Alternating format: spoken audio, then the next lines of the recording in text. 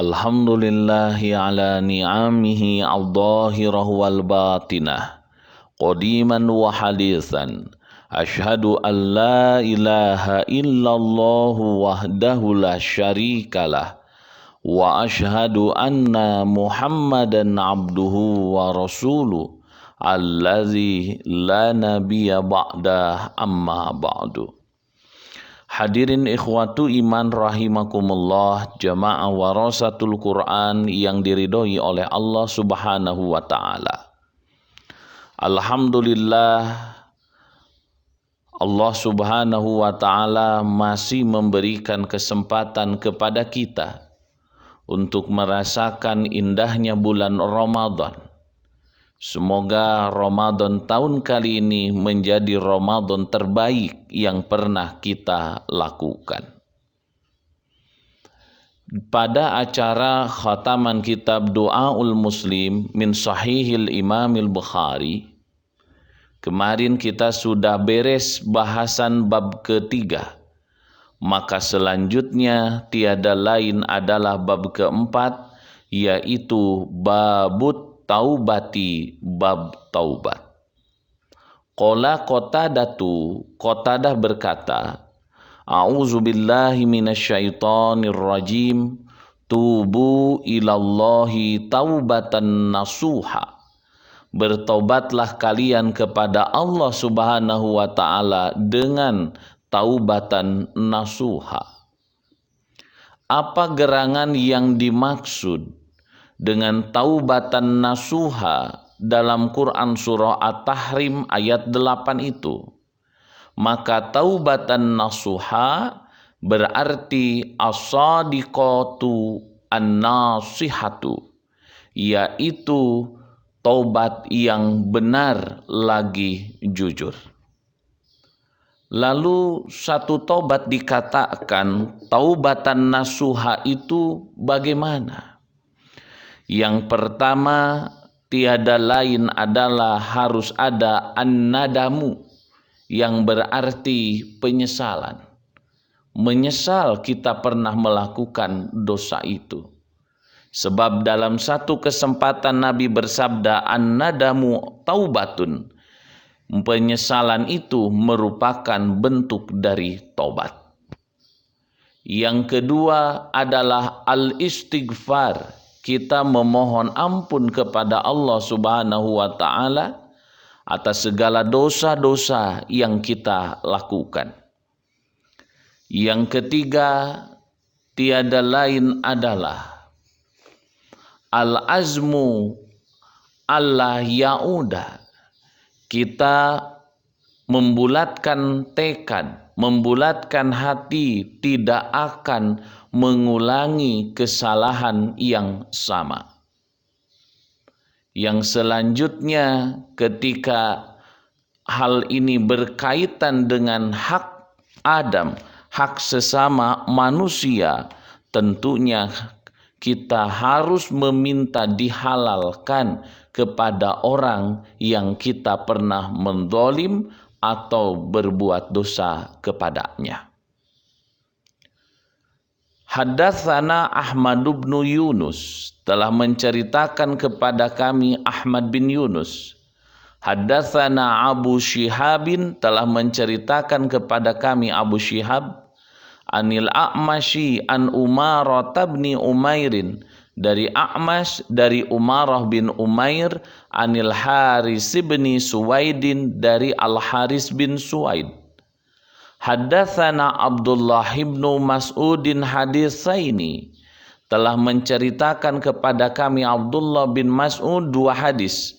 Ahaduhuma anin Nabi sallallahu alaihi wasallam, salah satunya berasal dari Nabi, wal akharu an nafsihi, dan yang satunya lagi dari dirinya sendiri.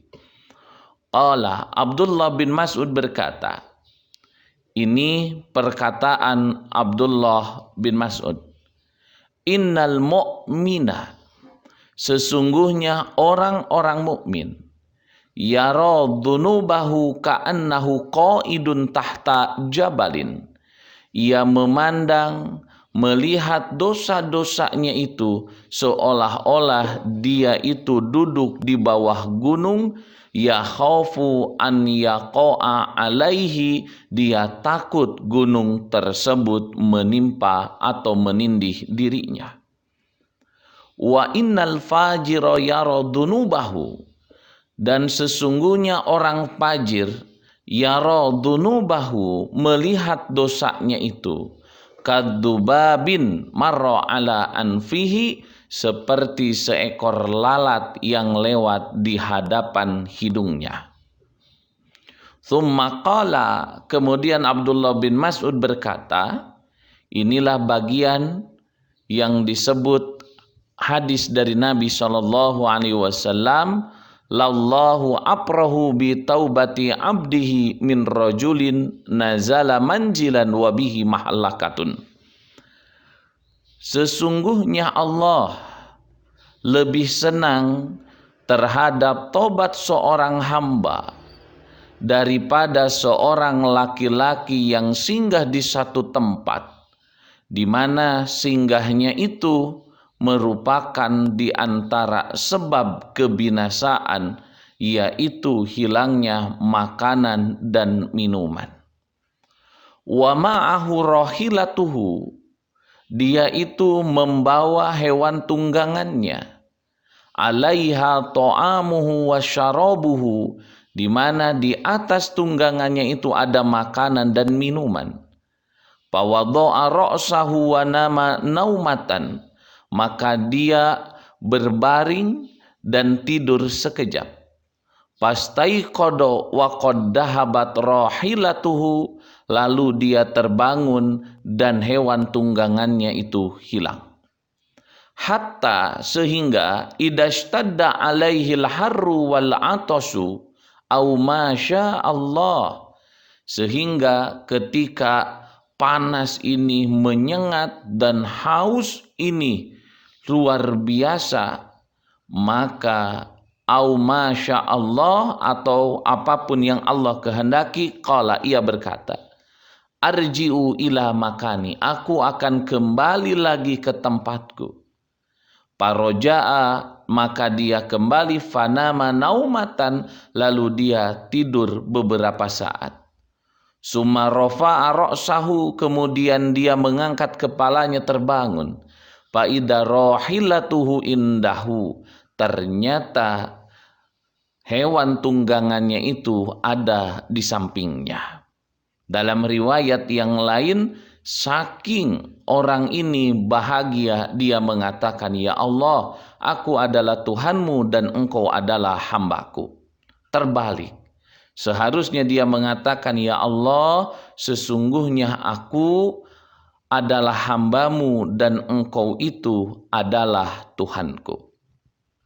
Selanjutnya Imam Al-Bukhari berkata, haddatsana Ishaqu, telah menceritakan kepada kami Ishaq, akhbarona Habbanu, telah menceritakan kepada kami Habban, haddatsana Hammamun, telah menceritakan kepada kami Hammam, haddatsana Qatadatu, telah menceritakan kepada kami Qatadah, haddatsana Anas bin Malikin, telah menceritakan kepada kami Anas bin Malik, anin Nabi sallallahu alaihi wasallam, dari Nabi sallallahu alaihi wasallam. Tahwil, wa haddatsana Hudbatu. Kalau tadi sebelum rawi yang bernama Hammam ada Ishaq, ada Habban, maka di sanad yang kedua itu langsung haddatsana Hudbah, telah menceritakan kepada kami Hudbah, haddatsana Hammam, telah menceritakan pada kami Hammam, haddatsana Qatadatu, telah menceritakan kepada kami Qatadah, an Anasin radhiyallahu anhu qala, dari sahabat Anas, semoga Allah meridhoi kepadanya, ia berkata, qala Rasulullah sallallahu alaihi wasallam, Rasulullah sallallahu alaihi wasallam bersabda, Allahu aprahu bi taubati abdihi min ahadikum.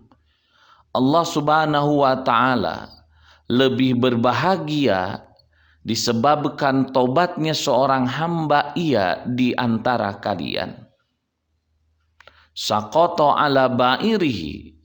Jadi Allah itu lebih bahagia dengan taubat seorang hamba daripada salah seorang di antara kalian yang mana ia terjatuh di atas tunggangannya, waqad adallahu fi ardi falatin, dan sungguh ia tersesat di padang pasir yang sangat luas, hewannya hilang.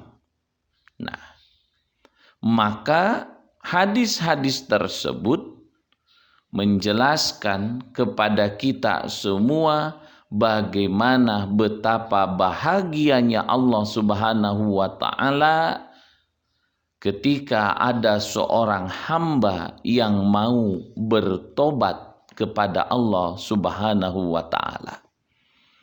Maka di antara fawaid yang dapat kita ambil dari hadis itu, yang pertama, di antara kewajiban atas orang-orang mukmin adalah ia bertobat kepada Allah Subhanahu wa taala dikarenakan apa yang sudah dia lakukan dari kesalahan-kesalahan dan dosa-dosa.